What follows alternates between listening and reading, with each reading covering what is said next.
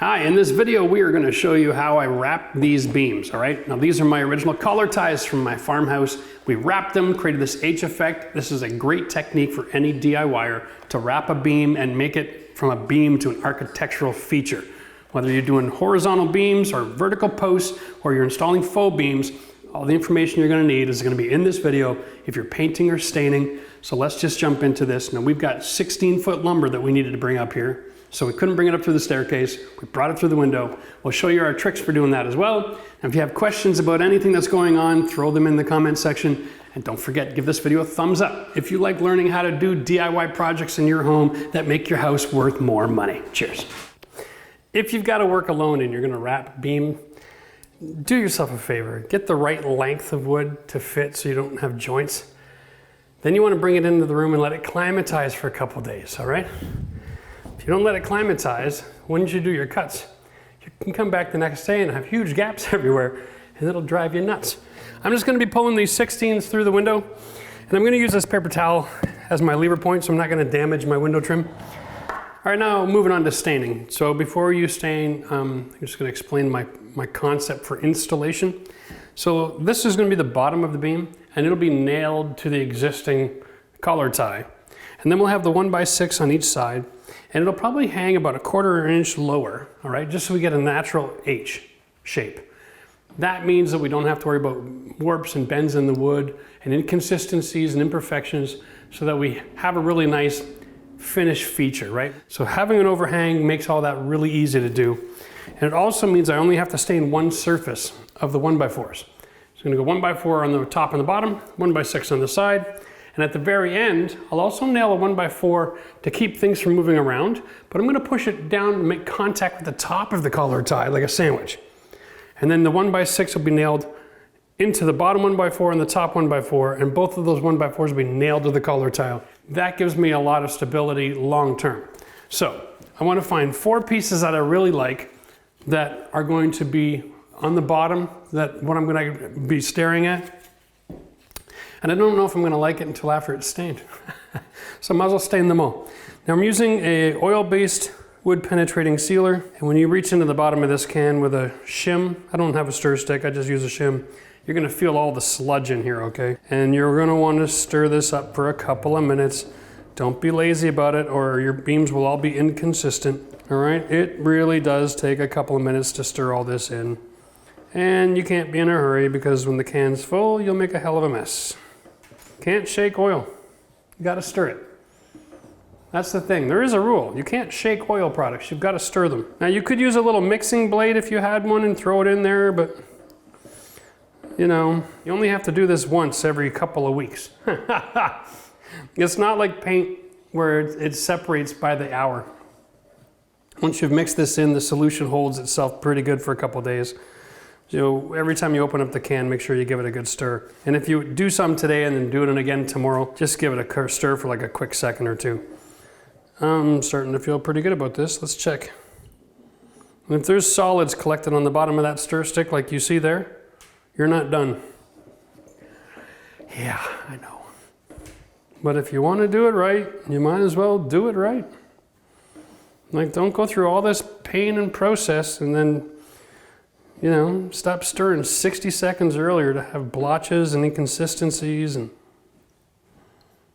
all right, I'm happy with that. Now, I'm using just a wiping pad because it's going to give me a little bit of control.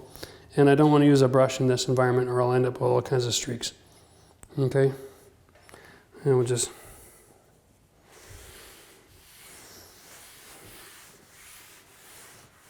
Now, the oil penetrating products, if you have really dry wood, you're going to want to get it wet first. My benefit here is that this stuff was actually sitting outside yesterday and it rained. So there's plenty of moisture. The grain's already open. I don't have to worry about that in this product. All right. If you don't like the way it looks, you can always go to a gel stain. All right, because at least a gel stain, you can leave more product on the material. And you don't want to do this kind of like artificially by just leaving too much product here. It'll end up looking like really crappy. Ta-da! Beam. Now for me, I'm not digging it. I want it to be a little bit darker. So what I'm gonna do is I'm gonna let this soak in probably about an hour or so. So I'm gonna go through all the beams, get a coat on. It's gonna take a little while, so I'm not gonna film it all. What we are gonna do is show you a second coat application in about an hour, all right? And then that way you'll get an idea of what happens because it penetrates. It doesn't mean you can't add more color.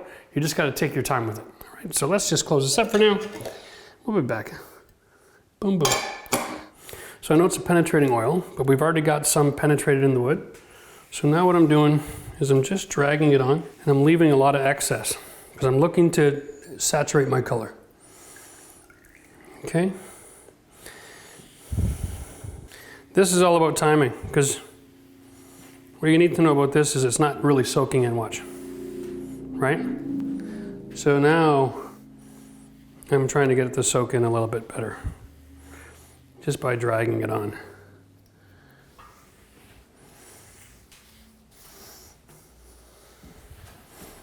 Now, we're gonna give that about, I don't know, 5-10 minutes, and then we're gonna just test a little corner, and then we'll see if we like the color, and if not, we'll let it sit a little longer.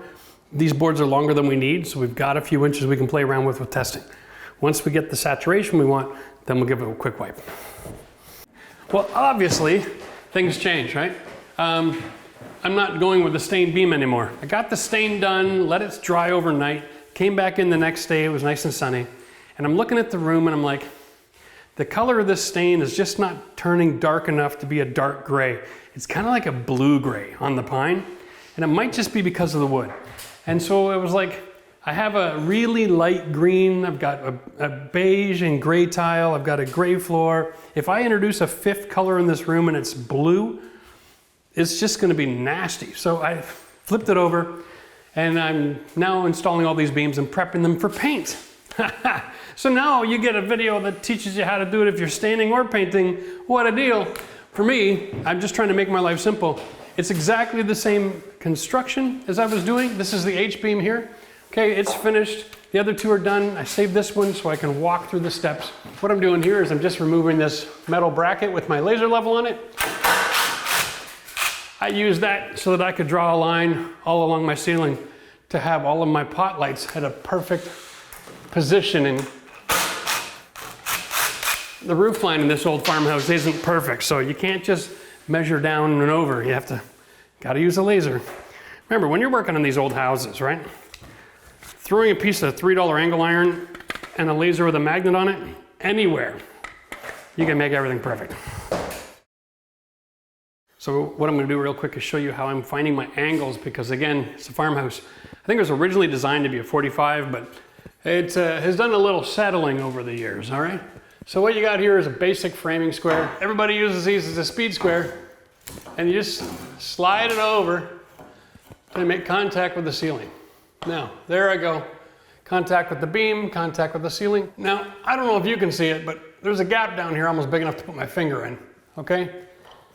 And when you take a look at this, this is 0, and that's 45 degrees, okay? And because there's still a gap, I need to go even wider than 45. So I gotta go more than 45 degrees. Been doing this a while. I usually just run to the saw with a scrap piece of wood, try like a 47 or a 48, and then come over here and check it. And the reason I'm gonna teach you that is because, well, every trade has got thousands of little cool tools for solving little problems, such as what's the angle. And if you don't wanna waste your time with that, you can just, bam, go out and grab a piece of scrap and you can take a look at that and go, okay, is that gap perfect? No. Is it really close? Yes. Can I fill it with caulking and paint? Damn right. So now we're ready to roll, okay? Now I know it's 47 degrees. I've done the math, I've done these 3 beams already, and it's the same on both sides. So big surprise there. Now I've got to cut the lumber, get it prepped, and I'll show you how to install and pack the beam out. There's a couple of great tricks, and I made a special jig so that I can do this working alone. These are 14.5 feet long, so you know, you need a second pair of hands, and I'll show you how that works too. There's some of that stain wood. Put it to use. I made myself a jig. Basically, it's just a couple of screws, and I screwed some boards on it. Now, I'm gonna put a piece of wood on the bottom, But then after that, I want that wood to be flush with one side, okay? Now, because of the way we're working with the filming, I'm gonna go flush here, and I wanna put a little room in here so that the board can sit on it, all right? So I drop the back down and throw in a couple screws. Okay, now, that'll carry the weight. So now I can lift my board and slide it into place, right? And then I can work on the other side attaching it and then come down here and finish it off. What this does is I can also put my first side on, and even if it's warped or a little sloppy, the shelf is really wide here to make sure that it can carry that weight without it slipping off. That's it. So now I've got the second pair of hands and I don't even have to pay them by the hour. So we're gonna follow through these steps real close because it's really easy to do once you get started, as long as you have the actual dimension of the first piece of wood. All right, so what I'm gonna do is screw a piece of wood to this bad boy and try to make it look somewhat level here, plumb, square, all that jazz. Now I've got something to measure from, to, and somewhere to write the number down, okay? Because we're dealing with this angle, and it's a little bit sloppy, what I wanna do is I wanna run my tape off that wood, and then I wanna hold it nice and tight, and then run this over to get my number. Okay, now I'm actually 83 to where I first touched the ceiling. All right, and that's really important. That's the number you want. 83 inches to where I first make contact. Okay, now from here, that way, it's 83 and 3/4. Now I know that sounds wrong, but I'm taking the actual measurement till I make contact. My material is 3/4 inch thick. And because I'm gonna use the same concept as when I cut on 45s, okay, here, let me do this. 3/4 inch thick material, cut on 45-degree angle. This is a 3/4 inch. This is a 3/4 inch dimension when you cut it on a 45, okay? Because we're doing paint and I'm gonna use caulking and all that kind of thing, I'm going to go with the same concept in the math. So I don't have to really do too much difficult work here to get this location, which is what I want, so I can cut the board the right length. If I measure to the point where I touch the ceiling and I don't include this extra 3/4 of an inch, I'm gonna have huge gaps and I'm gonna end up throwing a 16-foot piece of lumber in the garbage. And today's day, you don't wanna do that, all right? The other thing the jig does is it gives us the ability to test fit the piece. I'm intentionally gonna try to aim to be about 1/8 of an inch long. It's easier to wrap a beam if it's a little bit long than it's a little bit short, okay? You can always have a gap between the wood and this wood because we're gonna be installing with screws, okay? So this is the math. 83 inches plus the thickness to compensate for the slope, bam, plus that side. We'll get that number now. All right, now we're gonna measure the other side. Boom, boom, boom. Same thing, under pressure. First contact over here, 88 1/4. 88 1/4, 88 1/4, 88 1/4. Now that's in case the phone rings or somebody asks me a question until I write it down, okay? And that's from here going this way. Now I also have to add the 3.5. 160, 171, 172, 175 and a half. Let's see if that's right. 160, 171, 172, 175 and a half. Boom. There's my number. Whew. That seems really long. Oh, wait a minute. I'm an idiot. I've measured the thickness of this board twice. My bad. Okay, so we'll take it this way. Minus the 3.5. Yeah, I was like, it should be around 170 or 169. I've done 3 beams already, I should know better. 160, 171, 172, minus, boom, 168.5, plus 171, 172, yep, good. Whenever you're doing math on the fly like that, if you're doing a subtraction, Once you get your number, add that number back and see if you ended up where you started. Working up here on the ladder, it's a little hotter, right? The brain starts to fry. Okay, so now we got our number. This is what we're gonna work on. That's the first number, that's for the bottom. Then 1/6s, okay? What we're gonna do is we're gonna add about 3/8 of an inch to that number. So I'm gonna actually cut it at 1/69. I'll add the full half, because generally when you're cutting angles, if you're a little bit off and you take too much material off, if you started with just a little bit extra mercy, it'll be nice and snug at the ceiling. If you get up there and you can't fit it in, it's fine. Come down and take a second cut, right? Measure once, cut twice. That works every time, and you never end up throwing anything in the garbage. Remember, the cost of wood these days, it's better to have to cut a second time because you're gone a little long than to have to throw something in the garbage. Where the hell else am I going to use something here that's 1/2 inch too short? Now, we don't need this here anymore. This is now my cutting list. It goes next to my saw. First thing I do is I'm going to cut the length and then I'll add the angles.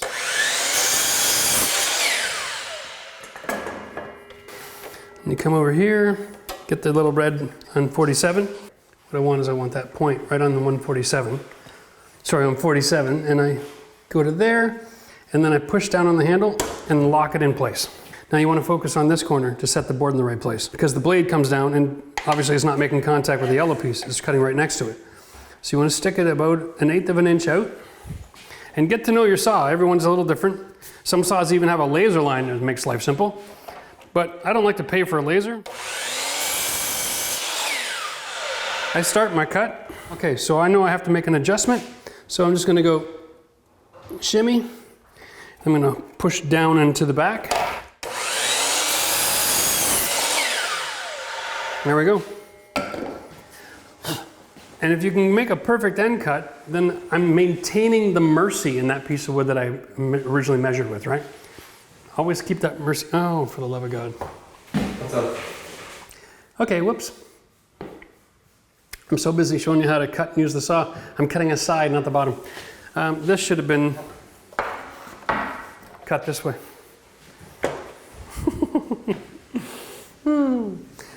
Lucky me, I bought one extra piece of wood. Oi, oi, oi, oi, oi. Because I knew something like this was going to happen. Well, I'll save that for trimming out a window. I've been at this so long. It's kind of funny because I have a window in the bathroom and a window in my spare room that both have to have the jam extension done still. So I haven't cut the wood to do that, just in case. I had leftovers or I screwed up a cut. Always cut the longest stuff first and work your way down in size. Because if you make a mistake on the long one, you can still use it in the room, right? Okay, let's get the length here first.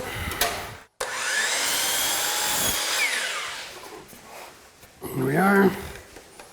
Line that 47, lock it down.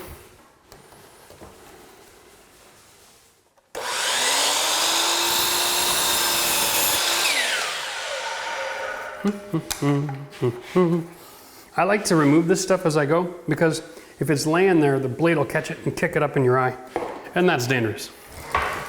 If you don't have spare material laying around, you generally, in my opinion, don't need to use safety glasses, but you know, that's because I'm crazy. All right, I just confirmed that the long side of the board is here. This is the bottom. That's good. You don't want to cut the opposite angles because then you're really out of wood. All right, I don't have enough backup for all of those different scenarios. Here we go.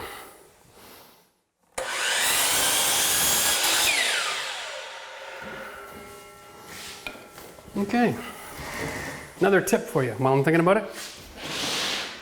Buy yourself a garbage can. Keep it under your saw so that when you're working, you throw all your debris in there, then you don't have to pick it all up at the end of the day. Why do it twice? You know, when we're in the trades, if you touch something, you put it where it goes. You don't just set it on the ground or move it from A to B. If it's garbage, it goes in the garbage if you touch it. As soon as you pick it up, don't waste your time and have to make someone else touch it again, right? You'll find that it'll be really good for your workflow. Follow that advice. Here we go. Hit the long side. First thing we do is we're going to lift it up onto our jig. All right. So the other side I just started flush. The beam itself is really warped. And I'm going to try to straighten it out a little bit. But because the jig is pulled tight to the side, right, there we go. And there we go. Now I'm going to come down through the middle, throw a few more screws in, and I'm going to try to get rid of the bow. I don't know if the bow is in the beam or in the wood. You don't need to worry if you're a little too far on one side or the other. You always want to have your material wider than what you're attaching it to. Give yourself mercy. We're going to be attaching with screws and brad nails, okay? Using caulking. So how perfect everything really isn't as important as making sure that you're not creating a huge gap to fill with caulking later. I can only just do so much here. All right, we'll call that good enough. All right, now we take our length. We're going to add a little bit more. We're going to cut it on a 1x6 on the flat this time and attach the face. One quick tip, make sure you get an old sanding sponge, right, that you've used for drywall. It's kind of worn out. It's the perfect grit just to clean up the edges, get rid of the burrs. We're going to be using caulking and stuff in here to connect with the ceiling and the wall paint later. So you don't want to have those little chips off the pine. Right, get that out of there. You can't sand that later, so just get it done now. And then your fingers will thank you, because when you're running that caulking bead, you can stab the end of it. And God, it gets infected so easily when you have acrylic caulking inside your skin. There we go. Okay. Come on, door. There we go. That's just easier. Now, just for the record, as long as you set your jig lower than you're planning on finishing with the height, you're guaranteed to fit in the room here. We've made it a little longer on purpose so that it drops below, so that we have a joint that we can actually caulk. But it should go in without too much difficulty. Just want to set it right there for now, okay? There we go. I know this all looks really odd right now, but my main beam has got a bow to it, and this is going to square it off. So I'm setting this where I think it's going to finish. After I straighten all this out, I'll be able to come back over here and make an adjustment, but I'm going to go to the other end and try to get that in the right position first. Tell you, if you can renovate these old houses, you can build just about anything. Okay, look at the warp that's on this board. I don't know if it's the board or the beam. If I attach at this end, I'm in trouble. Yeah. So what I'm going to do is I'm going to leave it on the jig, and I'm going to go and I'm going to set screws. I'm going to force that beam up and set screws all the way along and straighten this out. It does have a bow. See how it opens up? The 1x6 is making perfect contact. There we go. At least we have an answer.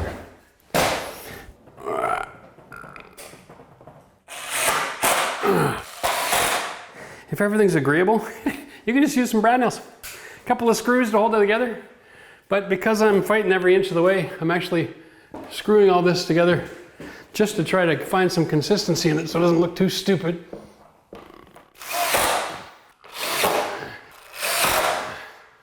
Okay. Whew.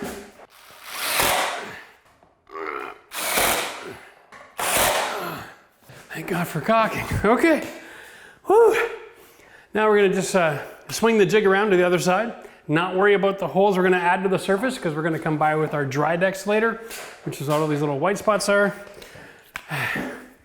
We'll stick the other side on. The next step, once you got all three sides, is walk away. Don't worry about the top. If you try to construct something and you want to put a filler in the top, you can if you've got room. In this case, it's an original 4-inch tall board. Plus 3/4 makes it 5.5, which is exactly the dimension of a 1x6. So that would mean that everything would have to be flush and square and perfect in order to cap it and not look stupid. And that's not happening in this house, so I'm just going with 3-sided beam, like a basically glorified U-channel sliding over top. Anyway, next step, of course, is to fill all the holes. So let's just get on with the next few steps, and we'll show you what the finished product looks like. All right. Here's the plan. All right, I'm using my 4-inch knife. I'm coming out the hole from a couple of different sides, getting rid of all the burrs, okay? You can't fill it with the wood burrs there. It's just gonna make a mess and slow down your production. There we go, okay? Fill and press. You should have a bit of a hump with the material left over. That's normal. When you're filling a screw hole, it's gonna shrink a little bit, so don't be afraid to leave a little extra material in there. Dried-X, perfect every time. This stuff here is paint dries white, so you know when it's ready to sand. Yeah, you know, it is what it is. There's not a whole lot of spackling out there that doesn't shrink. Anything that claims that it doesn't shrink, it's in context of spackling that really shrinks, all right? This stuff doesn't shrink that much, right? So as long as you're filling brad nails or small cracks, or if you've just sunk your screw just below the surface, you're gonna be fine. Like I did the Dried-X on that beam over there. I did that about an hour or so ago, maybe hour and a half. Like just before we started filming. Yeah, so, you know, and it looks ready to sand already. So that's not too bad. On a project like this, if you can finish the install and then do all your spackling and then do all your sanding and then all your priming and then all your caulking, you know, you got a few rounds in the room, so it's okay if each round takes a few minutes. This one isn't gonna hold you up too bad, right? On the other beam, I actually did the spackling and then I did the priming underneath so that I was ready to caulk as soon as everything was dry. It saved me a bit of time. Anyway, let me just shut up and I'll get on to finishing this. All right, so here are the phases in order to do your finish work. Dried-X, let it dry, okay? Sanding. And don't just sand the Dried-X, check all your edges, okay? And all of the planed edges from the factory. Okay, the smoother your surface, the better you will be. Over here, I actually use Dried-X to fill up a knot hole. And I'm reshaping that, and that's still pink because it's drying, so we're gonna leave that alone. After you sand your Dried-X, you're ready for primer. Okay? I like using an interior drywall primer. A, it's cheap. B, I'm always gonna be using it for drywall. And C, it works great on wood. All right? Now, brush and roll. Doesn't have to be pretty, it just has to get wet. Okay? This is a primer sealer product. Okay, and you want to get all the sides. Now, in a case like this, boom, I just realized I missed a hole. Great opportunity, okay? Don't grab caulking, because the next step after you prime is to use your caulking. Don't go, ooh, I'm gonna cheat. Don't do it, don't do it, because it'll shrink and then it'll be a hole again, okay? Just do that. In the primer. Now you've primed the Dried-X before it's dry. Ah, new trick I showed you here. If you get a hole and you're painting, stop, quick, grab the Dried-X, rub it in with the paint. Now, this is basically garbage now, but that's fine. Problem solved. Now that paint and the Dried-X can dry together and it's already primed, so you don't have to come back and you don't have to sand it and you won't have to prime it again and create all that extra work, okay? The reason you prime before you do the caulking is because acrylic, latex, door and window caulking bonds much better to a painted surface than it does a fresh wood surface. Okay? That's why I did all this earlier. So now it's dry and we can demonstrate how lovely it is to work. Now, it takes a lot of time to sand everything perfect, okay, through the whole room on your projects and then come to caulking. What I suggest is you sand some section and then do the caulking right away after you prime it. So I'm going to sand and prime and caulk a beam. Then I'm going to sand and prime and caulk a beam. It doesn't hurt to change the tools up, because here's the deal. The sanding and priming and the caulking time, after I've done the third beam, this one's now dry and ready for me to finish paint. If I do all my stages, all the sanding and then all the priming and then all the caulking, I finish off caulking and I'm waiting an hour before the caulking is dry, okay? So keep that in mind. This stuff takes a good hour or more to set up before you can paint. So think about how much time it's going to take you to do your stages, and don't be afraid to get something with caulking on it as soon as possible so that it's dry when you're ready to start painting. You don't have to sit down and waste half your day waiting for stuff to dry, right? Cool. Now, after we have everything installed and dry decked and sanded and primed and caulked, then we can paint this sucker. Still gonna need 2 coats of something. I'm going with the same trim paint as I use on all my doors, and I'm just gonna use a mini roller and a brush to clean up my edges, and this will all be done. So let's take a look at the finished product.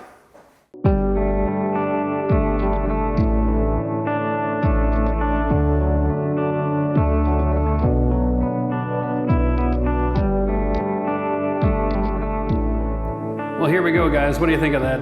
I think it's a great look. I think it's something that any DIYer can do. Now listen, if you're wondering where you can find 16-foot lumber or up to 20-foot lumber, you can Google search real quickly. There's always going to be a local wood or mill company. Here in Ottawa, I love to go to Wood Source. It's my favorite place to shop for anything dealing with something that grew out of the dirt.